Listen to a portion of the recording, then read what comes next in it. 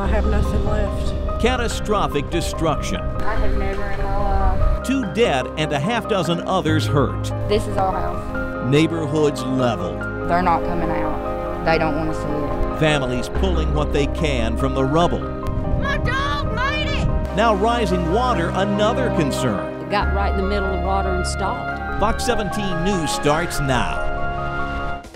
Middle Tennessee's only primetime news. Fox 17 News at 9. Good evening, everyone. Catastrophic damage as a deadly EF3 tornado kills 2 people, injures 7, and destroys 25 homes as strong storms pummel the mid-state. I'm Stacey Case live in Lincoln County tonight, where, as you can see, this tornado threw this school bus around like a toy. We have live team coverage tonight. Fox 17's Eric Alvarez tracking flood damage for us. Chief Meteorologist Katie Morgan tracking the current storms as we speak. And my colleague Scott Couch back in the studio wrapping up our flood damage and tornado damage today. Let me start tonight, though, with my colleague Fox 17's John Dunn. John, this was a huge storm. You've been on the ground all day. It was a 2-mile wide tornado. I know, and it ran on the ground for about 15 miles, Stacey. It was actually powerful enough to toss this school bus about 75 yards here in front of South Lincoln Elementary School. A very powerful storm with winds of at least 136 miles an hour. The people who survived it say they are so lucky to be alive. When a tornado that is this strong and powerful blows through, the people who live to tell its story the most scariest thing I believe I've ever been through in my entire life. Can't help but feel grateful amidst the destruction. Dane Grissom points out the small space under his porch where he hid and prayed as the tornado passed over. Yeah, I just asked the good Lord not to take my house and let me live one more day, and I'm standing here. Tuesday's sunshine revealed just how awful this storm was.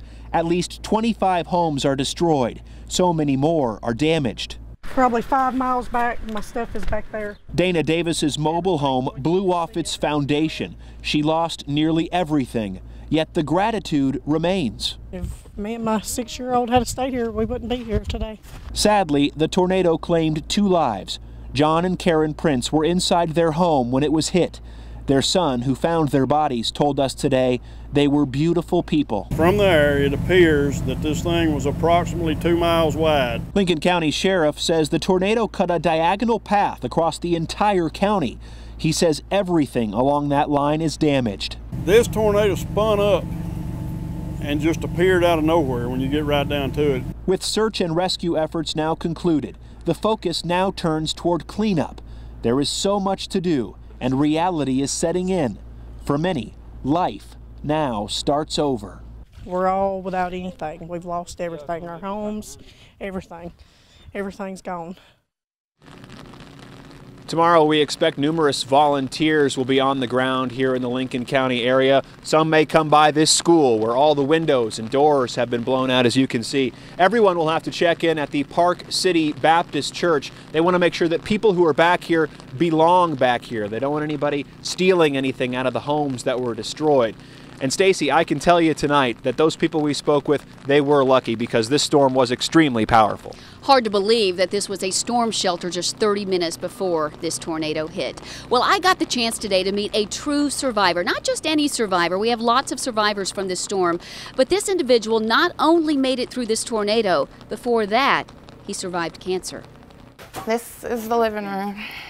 Or was the living room. Rebecca Kuntz doesn't really care about all this stuff. She's just glad her 2 boys made it out alive. I'm very thankful. The stuff can be replaced. My boys can't be replaced. Kuntz was an hour away in Lawrenceburg when the tornado came through, not knowing if her boys were okay. I was scared. I prayed, that's all I did. But just before the 2-mile wide storm swept most of this house away, Stagg, who's already survived cancer, asked if he could just go to bed. He would have been in that bed right there. Yes, right up underneath the ceiling. This is the storm shelter they say saved their lives. They all got in here, and as they tried to hold this door closed, the tornado was pulling it open. That's when they say this dumpster came and pushed this door closed, saving them. And it took 3 people in the dumpster to hold the door shut. You're going to have to open that door up. Neighbor and friend Bradley Tucker lives just a few houses away. This man didn't have insurance, So we're going to do whatever we can for this guy. Well, the sheriff tells me tonight they think that they have rescued everyone. They don't have any reports of missing people at this point, but the National Guard is here and is in place and is conducting searches as we speak. Well, this will shift into more of a cleanup mode tomorrow, as John Dunn mentioned to you. But now, for the latest on what's ahead, let's go to my colleague Scott Couch. Actually, you set the table. The deadly storms also brought a lot of rain, which can prove to be dangerous in many different ways. Fox 17's Eric Alvarez now to continue our team coverage near the Davidson-Cheatham County line, where flooding's a big concern. Well, that's right, Scott. Now, the flashing lights you see behind me belong to a T-Dot truck. That truck is here to restrict traffic on Highway 100 to just one lane. Now, they're doing that to keep people away from this. Now, as you can see, just a massive chunk of concrete missing from the right side, right lane shoulder. Believe it or not, the T-Dot worker here tells me the rain washed away the earth under the asphalt, causing this large chunk of asphalt to break off. Now, this is what the damage looks like in the light of day. The southbound shoulder dangling over a steep hill. A T-Dot crew blocked off a section of road yesterday, limiting traffic to just one lane. Now, we're told there weren't any wrecks here today, but neighbors say this isn't the first time or the only place that this has happened. You don't see it very often, but it's kind of concerning, especially out where I live. After the May flood, it just washed the asphalt off the ground. Now, T-Dot crews say they did come out and fix this stretch of road last year. Now, let's go ahead and bring you back out here live. If you're going to follow me, you're going to see a gas station over here. That is the Anderson's Market right across the street. The owner tells me that he has not seen any crashes, but he has seen a lot of backed up traffic, and a lot of his customers are saying they're very, just kind of upset that this traffic is being backed up for about a half mile here during the busiest hours, and obviously they all hope that this gets taken care of as soon as possible. Reporting live in Davidson County, Eric Alvarez, Fox 17 News. Thanks, Eric. Now, right now, the Mid-State is on a long list of places that have been battered by strong storms and tornadoes. In fact, in all, close to 36 people have been killed and hundreds more are bouncing back from injuries. Alabama saw damage in several areas. Fox 17's Stacey Casey's near that damage near the Tennessee-Alabama border, and she joins us now with more. Well, Scott, we're back live here in Lincoln County. We're just a few miles north of the Alabama border. That state has 19 counties that are right now dealing with damage to homes and buildings. The tornado killed 3 people there, including a swimmer from the University of Alabama. Crews in Tuscaloosa say John Servati and his girlfriend were waiting out the storm in the basement when a retaining wall fell on him. In Mississippi right now, people are pulling what they can from leveled homes there. Strong storms and tornadoes ripped through the state, causing plenty of devastation, especially in Tupelo.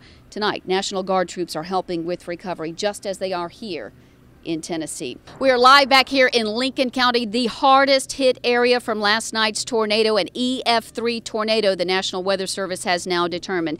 You're looking here at large pieces of the roof of this school. I just talked to some crews who are planning to work on it. They say they'll probably have to tear most of it down and start over. Tonight, though, a unique story of survival from a family who lost their home, but not their family pet. Chris and Terry Shores are like several people who lost everything here in Lincoln County. They no longer have a place to stay after the deadly EF3 tornado. This is part of our trailer. Well, the two walked us through what was left of their home last night, pointing out what they recognized, like their front door and some of their clothes blown away. But what was really unexpected was this. Take a listen.